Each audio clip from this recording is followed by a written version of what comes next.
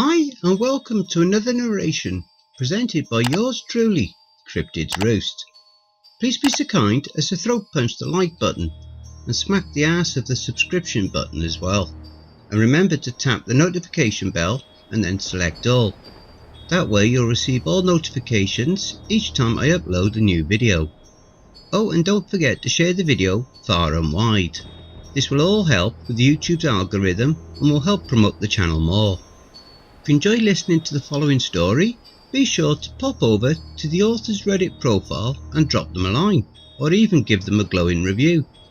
I'm sure they would appreciate it. The link to their Reddit profile will be below in the description.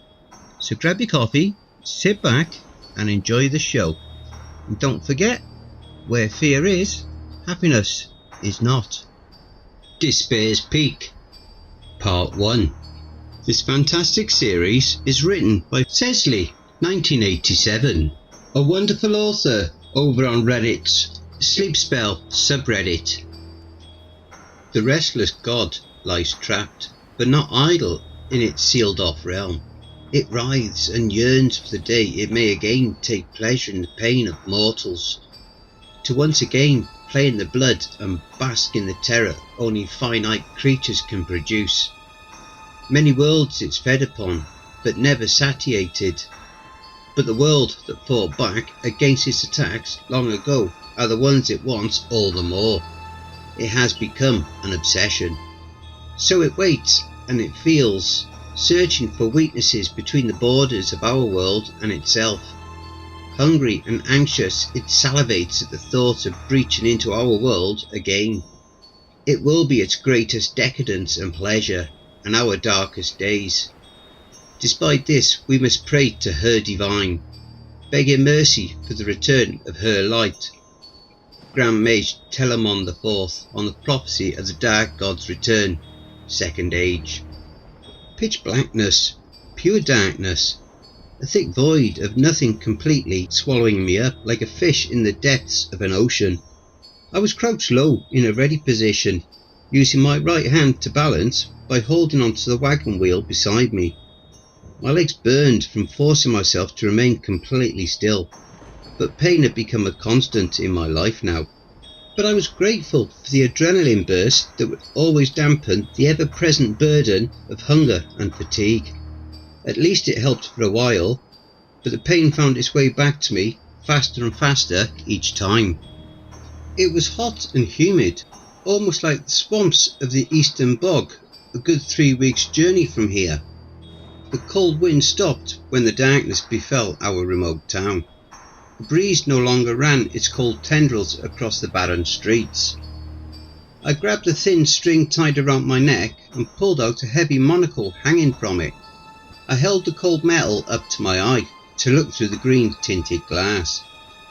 The magically infused monocle always remained cool to the touch, with a static shock feeling emanating from it.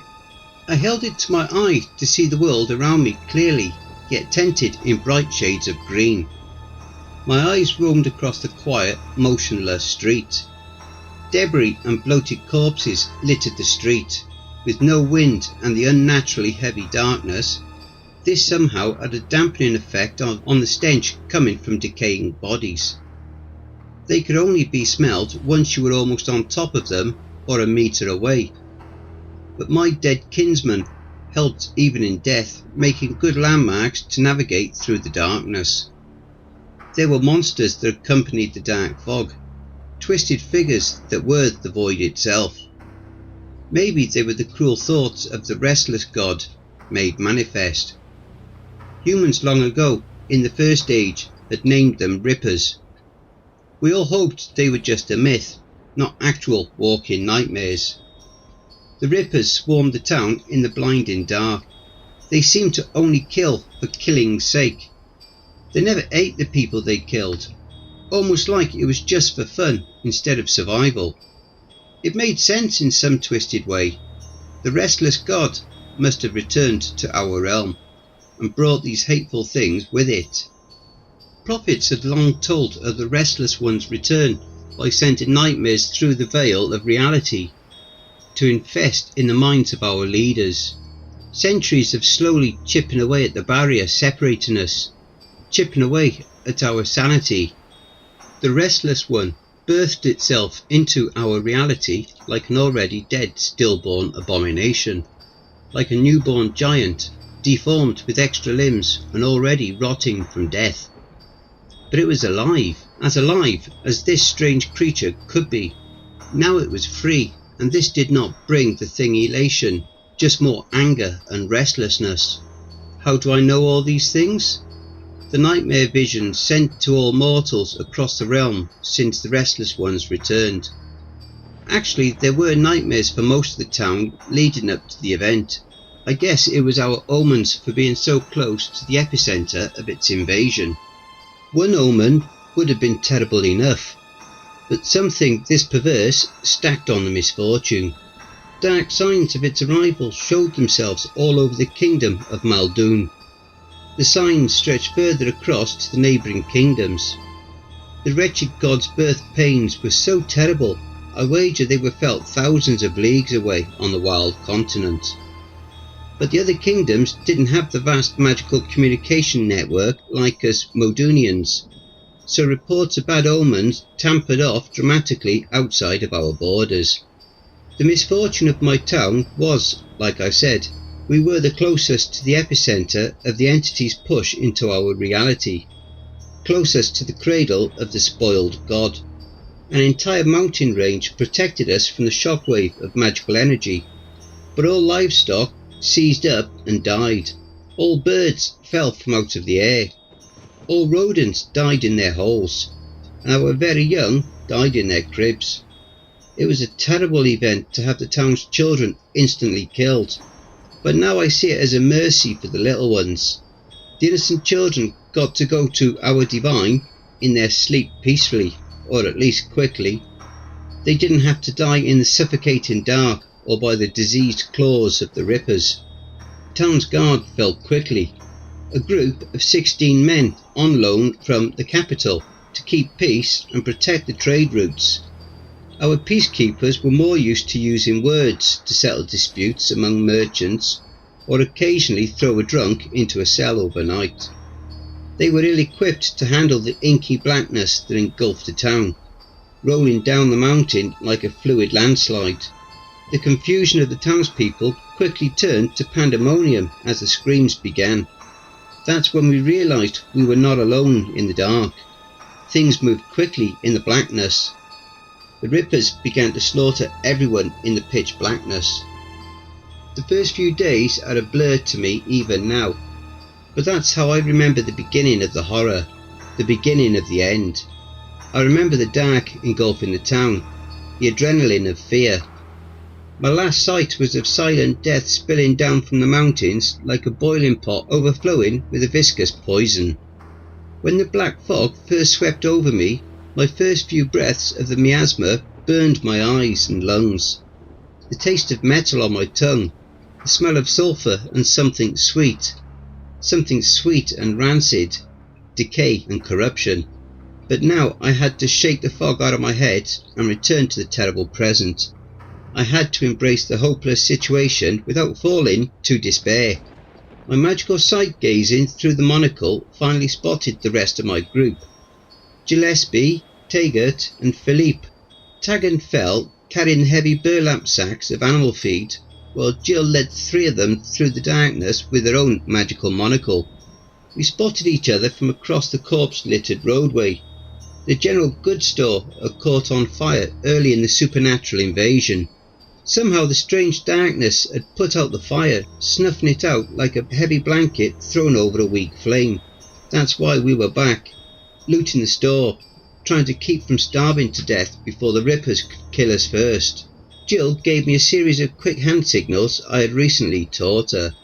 They had scavenged 3 bags of feed. Bill was carrying 2 big bags and Taggart one of them, but they were heavy and we were all weak. Jill wasn't carrying anything. She was too busy leading the 2 of them by pulling on the corded string she had tied around both their waists. Before I waved to 3 of them to hurry over, I turned to Cavil, my partner in crime on this side of the road beside me. He blinked wide-eyed in the darkness, one gloved hand twisting the ends of his greying moustache, while the other held a death grip on the pommel of his sheathed short sword. I had to remember I could see him clearly through my monocle, but he only saw and felt the oppressive darkness.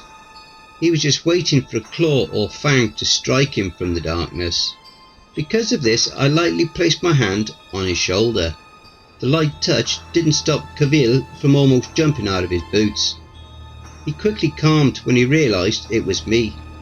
The old warrior steadied himself once more. I placed my hand on the flat of his chest so he could feel my finger placements through his light shirt. I signed the question to him through a series of light thumps separating the words. Another bag. £40. Can carry? I finished my signing by holding the hand placement designing a question mark firmly against his chest. I saw his eyes widen and he grimaced in doubt. His old frame shook a little as he prepared his answer. Of course he answered back that he could carry the load, but I knew the real answer. It's amazing how much we communicate through non-verbal cues, and how much more when we think we are concealed in darkness. He was barely standing on 2 feet, starving and aching. He was pushing his late 50s, and his joints and muscles carried the pain of being a veteran soldier for over 30 years. He would collapse under the weight of his light armour and newly added bag of feed. No way he could keep quiet or climb back up into the attic we were all hiding at. But Cavil's years of being a proud soldier almost assured me that he would take on the task regardless of his disposition. So I signed back to Jill. Dropped third bag later. I lied and informed Cavil that I was incorrect in my assessment. There wasn't an extra bag of feed, and we would be returning to the relative safety of the windmill. Jill quickly led Phil, with Tega close behind, across the street, her own magic monocle making it possible to manoeuvre around the maze of debris and bodies. They all moved slow enough for Jill to communicate with sharp tugs on the string fastened around both of them. Stealth was key. When I first saw it, I didn't know how to react. I knew what the rippers looked like through my monocle, and I knew the placement of all the dead townfolk. But as I watched my 3 companions snake around the bloated body of Mr. Dredge, the blacksmith, I saw the faintest quiver of motion within the corpse. Normally that would mean some sort of vermin or carrion feeder had nestled within the body. But in this nightmare world we lived in, the rippers killed everything that wasn't already slaughtered when the restless one re-emerged into our reality, sending out its shockwave of death. To my horror, I realised something else. Upon closer inspection of Mr. Dredge's body, I noticed it had somehow moved a couple of feet to the left since last time I had seen him. I could even see the wet smear marks in the dirt from where it dragged itself over. My magic monocle could also detect other magic. It wasn't very good at it, but it could still. My vision was bathed in illuminating green, but magic showed up white. That's what I saw rising out of Mr. Dredge's body. 4 bright, spider-like legs protruded out of the back of the corpse and hooked into the ground, lifting the stiff dead body into the air slowly, quietly. Jill and the others were completely unaware of the horror looming up behind them. The jaw of Mr. Dredge fell off with a soggy plop into the dirt. What looked like a large inverted scorpion's tail writhed out of the body's mouth. The scorpion tail hung down around the body's bloated chest. The tail curled up to point a large stinger at the group. I could see that Jill had heard the plop of the jaw falling off the corpse behind her. She raised her eyebrows, sniffed the air, and froze in an alert state, the 2 companions bumping into her. I had temporarily frozen too. I had never seen a monster like this before. Its spider legs lifting the body up to let its human feet brush its toes lightly on the ground. The whole body was rigid from rigor mortis. The body's hands curled to its chest, making fists. Stiff legs swaying like the awkward pendulum of a clock. Still, bodily juices and blood oozed profusely from his mouth and ripped open guts. A surreal thought came into my mind. Maybe it was my mind trying to make sense out of nonsense. Mr. Dredge's stiff body reminded me of a toy soldier from my childhood. They were always stiff-jointed when brand new, not dead. I finally snapped out of my daze when glowing white, spiky tendrils pushed the body's guts out with another wet impact noises. The many spiked appendages snaked out slowly towards the back of the unaware Taggart. "Jill!" My voice boomed out, breaking the silence like a cannon burst. Everyone jumped in surprise. "Run! Run!" With my offhand, I quickly dug into my pocket and produced a flare. The phosphorus-filled stick, I quickly pulled the cap off with my teeth, igniting the flame dangerously close to my face. I didn't care and barely felt the heat. Holding out the flare to signal to Jill and the others, producing a blinding light in the dark. But the blackness was unnatural and dampened the burning flame into a muted orange glow. Regardless, the flare was still bright enough to signal the unsuspecting trio crossing the street. Through the monocle, I saw all three of them lock eyes on the light and begin to hurry towards me. It was against human instinct to run unaware in darkness. This made them not fast enough, because the dredge thing shot out a torso tendril to stab Taggart in the upper back. Taggart let out a scream in pain, but kept coming. The cry of pain caused all three to break out into a full run. The need to live finally overriding the need to see. I dropped the flare as Jill and the other two ran up to me. They almost ran her poor soul over as she braced to stop them. The dredge monster seemed to be slow. Her divine was still blessing us. I grabbed Cavil's shoulder and Jill grabbed the tail of my shirt. We all took off together, back to the windmill. We tried to go as fast as we could, a couple of blocks back to our hideout, but it was hard going. Cavil lagged beside me, with Tag and Fell huffing as they carried the 40-pound feed bags. I looked back at Dredge to see it had fallen on its stomach and was skittering after us like a centipede. It was considerably faster now. I lowered the monocle to put both hands on Cavil's shoulder and push him in front of me. Even if I pushed him, we still wouldn't be fast enough. My mind raced like it had so many times since the birth of the Restless One. My mind swirled with anxious thoughts of decisions and counter-decisions. My sleep-deprived and starving brain hallucinated the faces of my people alongside the terrible silver teeth of the Rippers, lunging towards me out of the colourless backdrop. But like always, I made a desperate choice.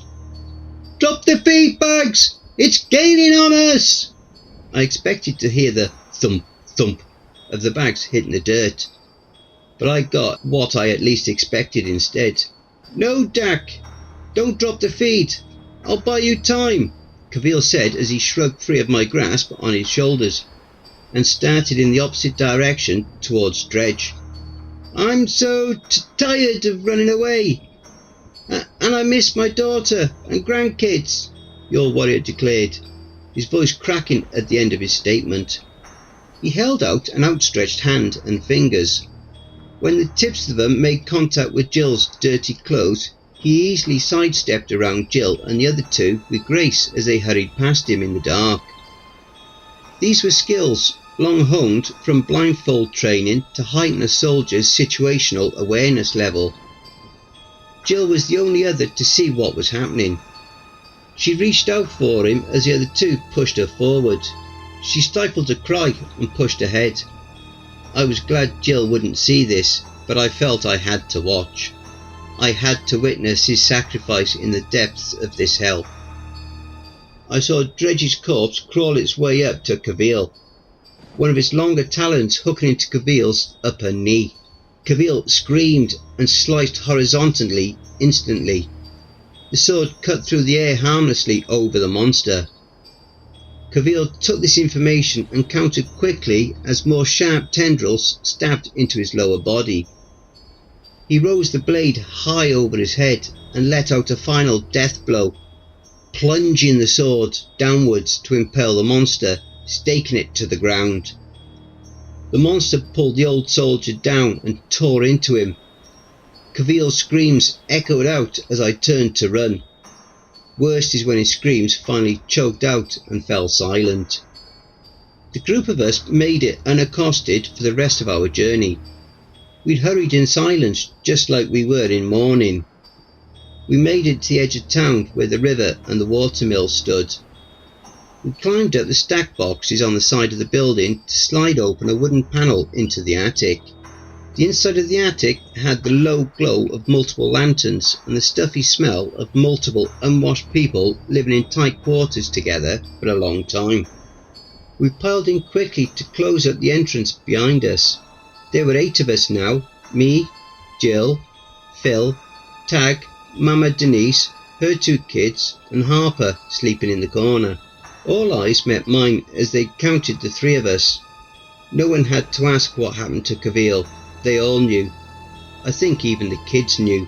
By the best we could reckon, it had been a month since death swept over our town.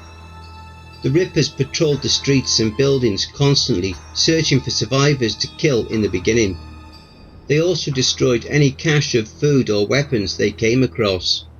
There were a deeper intelligence behind the Rippers. They were vicious and animalistic when encountered, but they would carry out complicated tasks relentlessly, like soldiers receiving orders. It had to be the malicious influence of the Restless One speaking to all of them, like they were the claws at the end of his corrupting grasp. It was Jill that had the idea for the feed bags at the general store. Yes, they were for cows and horses, but they had been magically enhanced and would give the human body what it needed also. It would give us enough strength to try and escape this divine forsaken town, and hopefully leave the darkness to flee to the safety of the capital.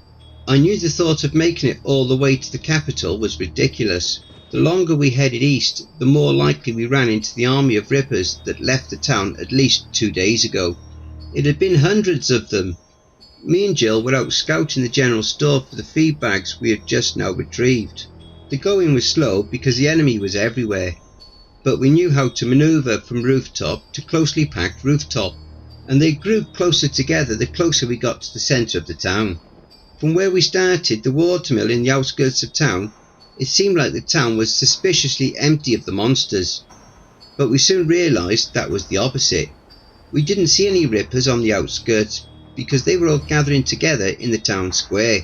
The bright figures of humanoid-shaped demons clustered together in a giant group, the magical vision of the monocle causing them to glow in whatever evil sorcery created them. So many of them huddling together created a glowing sea, flooding the courtyard. Rippers were rumoured to have always existed, even before the Restless One returned, but they were rare and only inhabited places of great tragedy and a history of dark magic. Now there was an army of them, amassing to march east towards the capital.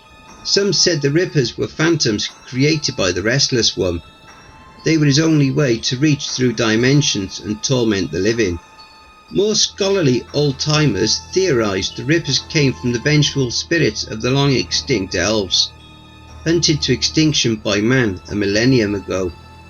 Ancient texts mention the long-extinct legacy elves had a brutal habit of dabbling in dark magic, causing the Restless One to specifically target them, repeatedly using the elves' innate affinity with magic to breach into our reality to cause havoc. Many believe man's genocide against the elves was not entirely warranted. It had helped seal the Restless One away. But not all elves worshipped the Restless One. Many of them worshipped her divine, like we humans do. But relations between elves and humans had always been strained, and this was the excuse humans needed to eliminate their rival for dominance over the lands once and for all. Why must we be punished? I remember Tahama asking when all this first happened, back when she was still alive. It's not our fault. It's the fault of our long dead ancestors. The kingdom that committed the atrocity doesn't even exist anymore, Tahama said in a fit of nervous mania. We had to hush her for getting too loud. But the truth is, we had no answer. there was no clear reason why we were all being subjected to such anguish. Like I said, Tahama didn't make it anyways. On a supply run, she had grabbed a doll from her old home to bring to Mama Denise and her 2 girls, but had dropped it in the street when Jill spotted a group of rippers scaling the rooftops a block away. We all scrambled to hide, hoping the Ripper patrol moved along. But they spotted the dolly lying in the dirt, and some sort of supernatural intelligence recognised this wasn't here on their last patrol. They knew humans were moving around. The 5 of the Rippers in the patrol circled the doll, all letting out high-pitched squeals, like an alarm calling to others. Me and Jill hid in a nasty bale of hay next to a gutted horse laying beside it, hopefully masking our scent. Our terror rose as we watched more and more Rippers coming out of the shadows. They slid down buildings, out of doorways, from under debris, and they were all screaming, almost deafening to us. There were 3 magical monocles during this time. All of us had one, and we could all see the count of Rippers going into the hundreds. They would find us. By flooding every corner of the street, they would come across us eventually. That's when Tahama made her decision. I didn't see exactly where she hid, but she wasn't hiding anymore. She broke cover and ran directly into the streets, into the crowd of monsters. She tossed her monocle behind her towards our direction, maybe for us to recover later. Of course, they glowed brilliantly through the monocle, but to the naked eye they were an inky black, a black blacker than their surroundings, making it almost impossible to see them. When the Rippers got close to their chosen victim, they allowed their prey to see their shiny silver teeth. The sharp protruding teeth stand out bright and glistening, almost like silver against the backdrop of darkness, as they moved in to kill the hapless human. This is all Tahama saw as she dropped to her knees and searched blindly for the dropped dolly. She screamed and cried as the teeth tearing into her, tearing off little bits of her flesh. The Rippers began to whoop and laugh like hyenas as they snatched piece by piece of her away. From the little I knew, the Rippers didn't need to eat. They just bit her for the joyful cruelness of it. Blood-soaked, mostly skinless hands of poor Tahama found the dolly that had started all of this horror. She hugged it close to her skinless chest and let out a gurgling scream before tipping over, most likely dead from shock. That very second, that truly horrid moment, I decided I wasn't going to die in this town. I wasn't going to wait it out like the old timers advised. They were all dead now anyways. They didn't wait it out. The king's armies hadn't made it in time. No fireballs from battle mages to shatter the darkness. No royal purple knights led by the heroic Prince Julian. No salvation from her divine. If we waited, we would all die in the dark. No doubt the king was coming with his armies, but how many days or years will it take for him to reach our settlement? No, I would not die here. I had promised myself this years ago. I would survive like I had also promised. I would save Jill the way she saved me. Then the army of Rippers moved east towards the capital, but there were still wicked things left behind to kill us. But this was our best chance. As I sat in the darkness of the attic, my mind was free to visualise in wonderful coloured detail my last memories before the restless one tainted our town with its sightless void. I remembered walking through the town going towards the training academy. I was going to climb the mountain behind it. I was going to climb it again and again until I graduated and became one of the Royal Warden's squires. The academy started soon, and I never made it to the top without resting and without dropping my pack. This is why I was one of the first to see our oncoming doom. The inky blackness spilled out from around the mountain to flood towards the town. I knew I had to run and give warning to the town's guard. I wasn't a warden's squire yet, but I still had a duty to protect the people.